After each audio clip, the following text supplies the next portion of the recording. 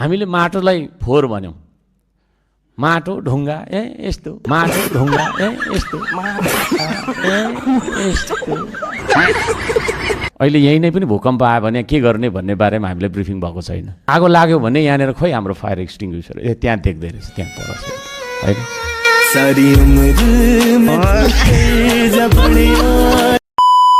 Girlfriend लिएर जाने चाहिँ कहाँ, फिल्म हलमा जाउँ, अजासु अङ्कल आन्टीहरूले देखेर के नभए जसरी गरेर ह्या गरेर लामो जिब्रो निकाल्छन्, टोलभरि हल्ला गरिदिन्छन्। घरमा ल्याउँ, बाउले छाला काट्ने, गर्लफ्रेन्डको घरमा जाउँ, दाजुभाइले ढुट्टो हुने गरी ठटाउलान्। जाने कहाँ त? माया पिरतीको कुरा गर्ने वातावरण नै छैन नि, देश चौपट छ। मान्छे हो संसद यसरी रोकिराखेको छ, प्रधानमन्त्रीको माग भइराखेको छ, के भन्नुहुन्छ? आउनुपर्छ त प्रधानमन्त्री। सुरुमा पक्ने क्यान्टिनको खिर खाउँ न, सुरुमा पक्ने क्यान्टिनको खिर खाउँ न। दिनभरि काम गर्ने, भारी बोक्ने, अनि यहाँ सुत्ने, यहाँ सुत्ने। अनि अस्ति त्यो दाई मरेको पनि त्यही हो। त्यो मलाई त्यो दाईको नामको दाईलाई बोलाउनु त त्यो फोन नम्बर छ तपाईँसँग? फोन नम्बर त छैन। ए यहाँ भित्र पनि बस्नु लास्ट है? मैले निकाल्दिएँ हो। उपा पर्दा त्यो सोडिम वाकले नलेसी म यहाँबाट छोडिदिनु ल, तपाईँ के गर्नुहुन्छ जान्न ल, के गर्नुहुन्छ ल। गएको छैन ल,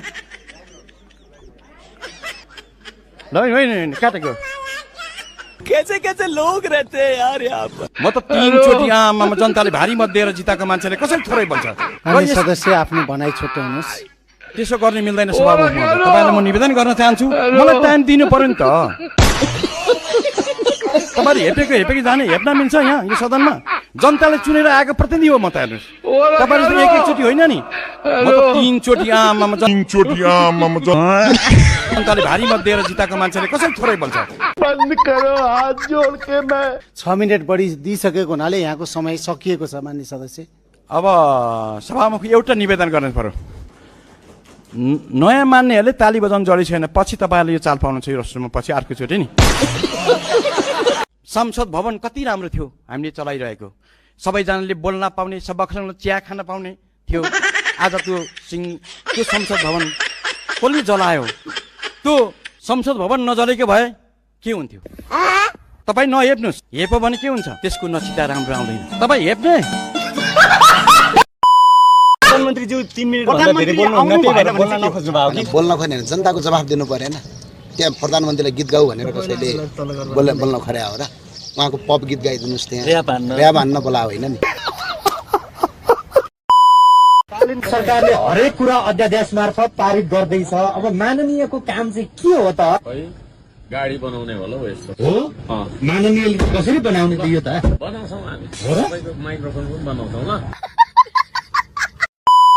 मान्य सदस्यहरू, अब म मान्य सदस्य महावीर पुनलाई समय दिन्छु, समय 5 मिनट। त्यसमा के हो आफ्नो विषय त्यो राख्नु होला। ल, सर्वप्रथम त म एउटा अनुरोध गर्न चाहन्छु सम्माननीय सभामुखज्यूलाई, जेसुकै गर भन्ने सन्देश दिन्छु म। धन्यवाद। यति राम्रो इस्टकोट लाउँदाखेरि पनि बाख्राको ओठालो जस्तो देख्ने यो मान्छे चाहिँ को नि? मलाई मात्र होइन, हाम्रो 3 करोड चेलीहरूलाई चाहिँ बाले नि ठिक लाग्यो के? हाम्रो 3 करोड चेलीहरूलाई चाहिँ बाले नि ठिक लाग्यो के? पार्टी बदल लिया साला। मेरो देश अब विदेशले लाने भयो। बालेनको काम हेरेर मैले बालेन भाइ आई लभ यु, साथ सपोर्ट हाम्रो समर्थन छ। अब एउटा गिटार किन्नु बाँकी छ मैले यहाँ, अनि प्रधानमन्त्री के अरे संसदमा आउनु भएन भनेर एउटा गीत बनाउनु पर्ने भएको छ, त्यति मात्रै बाँकी छ।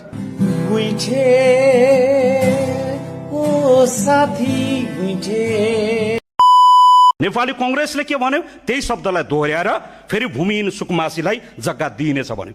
कांग्रेसले भन्यो, एमाले भन्यो, माओवादीले भन्यो, सबैले भन्यो, कांग्रेस आएर भन्यो राणा फालेर दिन्छौँ भन्यो, एमाले आएर भन्यो पञ्चायत ढालेर दिन्छौँ भन्यो, माओवादी आएर भन्यो राजा फालेर दिन्छौँ भन्यो। राणा गयो, पञ्चायत ढल्यो, सरकार राजा गयो, लोकतन्त्र आयो, गणतन्त्र आयो, प्रजातन्त्र आयो। अब केले रोक्यो? देखाउने खसी, खुवाउने फर्सी, त्यही पनि पर्सी भने जस्तो। कसको लास बोक्यो होला यार यसरी? होइन, लास त होइन, बिरामी बोक्या जस्तो छ।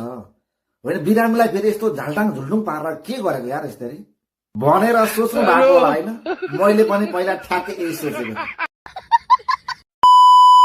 बालेन्द्र शाहले तपाईँलाई त्यत्रो गुण लगाउनु भयो गुण तपाईँले चाहिँ बैगुण गर्नुभयो उपसभामुख दिनुभयो श्रम संस्कृति पार्टीलाई कहाँ मैले लिएँ त कहाँ लिएँ मैले खोइ मैले के पाएँ त तपाईँ दिनुभयो खोइ मैले कहाँ पाएँ राज्यलाई उल्टो हामीले एउटा सभामुख दिउँ भन्नु न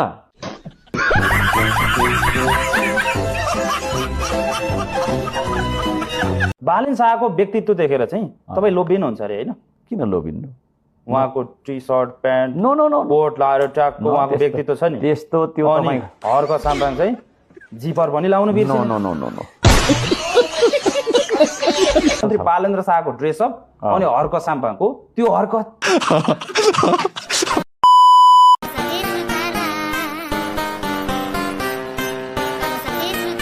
कभी भी यह मत सोचो कि तुम अकेले हो बल्कि यह सोचो कि तुम अकेले ही काफी हो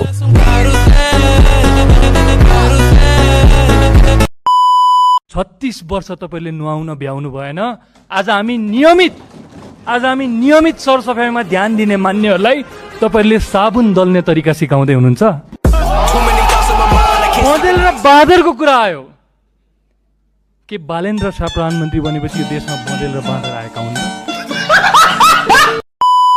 मैले त नाम लेखाएको थिएन आज बोल्नु पर्दैन होला भनेको नाम बोलाउनु भएकोमा र आज 5 मिनट दिनुभएको छ यो चाहिँ आजलाई पुग्छ हिजो मैले चाहिँ संसदमा मैले आफूलाई माननीय जस्तो ठान्दिनँ मैले भनिरहेको छु म त विद्यार्थी हो भनिरहेको छु बाटोतिर भन्दाखेरि पनि अनि यता आउँदाखेरि पनि बाटोमा कसैले भेट्यो भने स्कुल जान लागेको भन्छु हिजो पढाइ भएन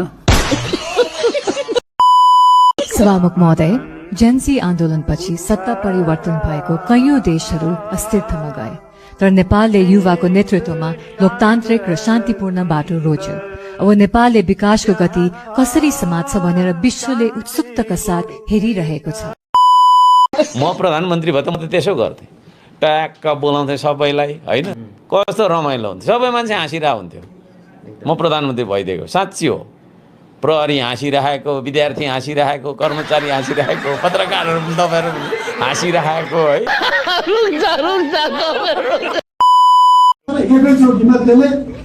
थुप्रै बच्चा जन्माउँछ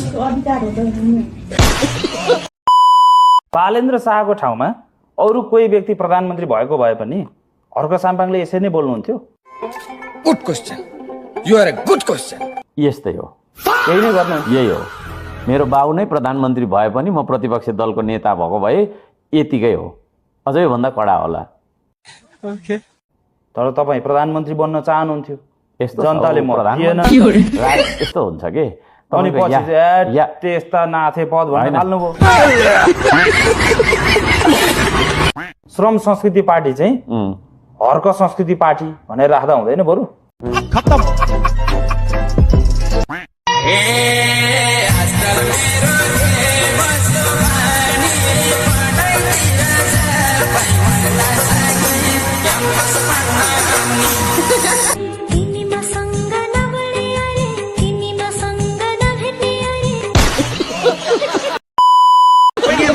गृहमन्त्री भनेर आइसक्यो जबकि भर्खर मात्र छानबिन समिति गठन भएको छ कस्तो खालको मिडिया त अब ट्रायल कि ट्रायल गर्छ मिडियाले पनि के गर्ने त तपाईँ पनि मिडिया होइन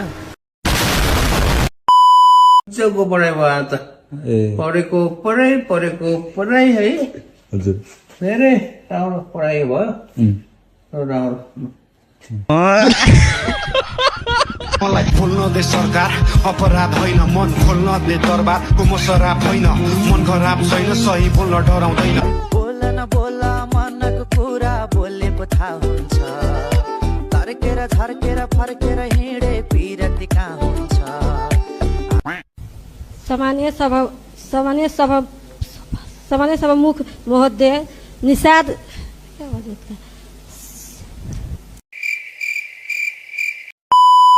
विज्ञ मान्यज्यूले यस वर्षको नीति तथा कार्यक्रम 2080 को नीति तथा कार्यक्रमसँग हुबहु मिलेको र पढ्नको लागि पनि भन्नुभएको थियो एउटा चाहिँ 2081 सालमा सम्माननीय राष्ट्रपति रामचन्द्र पौडेलले सम्बोधन गर्नुभएको नीति तथा कार्यक्रम हुबहु एउटै छ। मैले 2081 को सरकारले ल्याएको नीति तथा कार्यक्रम मैले पनि पढेँ, हुबहु छैन। अब किताबको साइज मिल्यो, कख गग मिल्यो, अक्षर मिल्यो, शब्द मिल्यो भने त भाषै अर्को ल्याउनु पर्यो। के विषयमा यहाँले के विषय चाहिँ के हो आज राख्न खोज्नुभयो मान्य सदस्यले?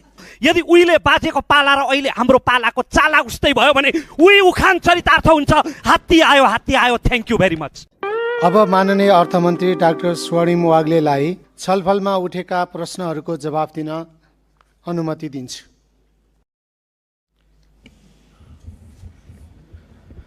सम्माननीय सभामुख महोदय,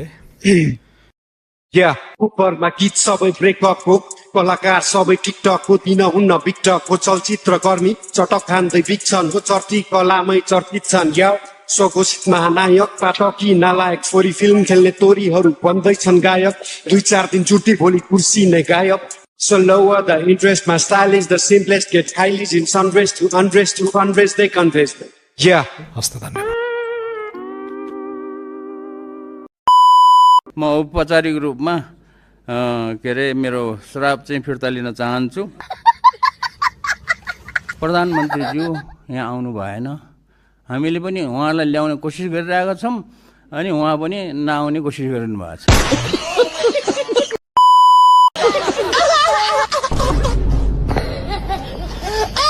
लेकिन ये साला कर क्या रहा है यहाँ पे?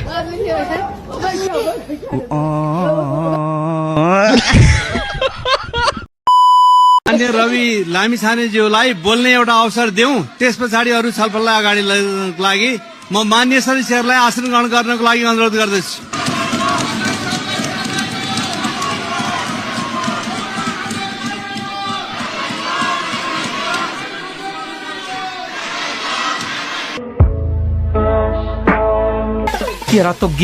नेपाल सरकारको वार्षिक नीति तथा कार्यक्रम सर्वसम्मतिले पारित भएको घोषणा गर्दछु।